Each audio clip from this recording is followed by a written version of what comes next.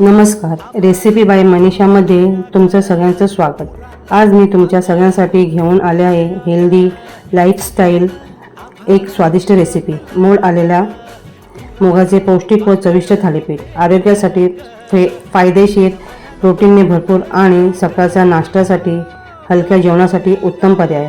पारंपरिक चव आणि आधुनिक हेल्दी टच देणारे हे थालीपीठ प्रत्येकासाठी परफेक्ट आहे। पहिले तर मिक्सरच्या भांड्यामध्ये मोड आलेले मूग, हिरव्या मिरच्या, आलं लसूण पेस्ट, थोडं पाणी घालून थोडं भरड करून घ्यायचं। नंतर परातीमध्ये ज्वारीचे पीठ, तांदळाचे पीठ, नाचणीचे पीठ, बेसन आणि तयार केलेले भरड मिश्रण पांढऱ्या तेलासोबत आणि धणे जिरे पूड, कसुरी मेथी, हळद, मीठ, बारीक चिरलेला कांदा, कोथिंबीर, थोडे तेल आणि पाणी घालून मऊसर गोळा तयार करून घ्यायचा। व्हिडिओमध्ये दाखवल्याप्रमाणे घ्यायचे। सुती कपड्याच्या मदतीने थालीपीठ करणे ही पारंपरिक आणि सोपी पद्धत आहे।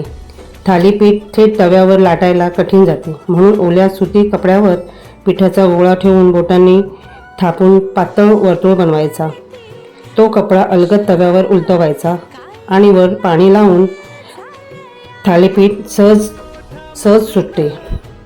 या पद्धतीने थालीपीठ लवकर तयार होते आणि समान जाडीचे व फाटतही नाही। कमी तेलही असते आणि थालीपीठ नीट शिजते। घरगुती पारंपरिक पद्धतीची मजा टिकून राहते।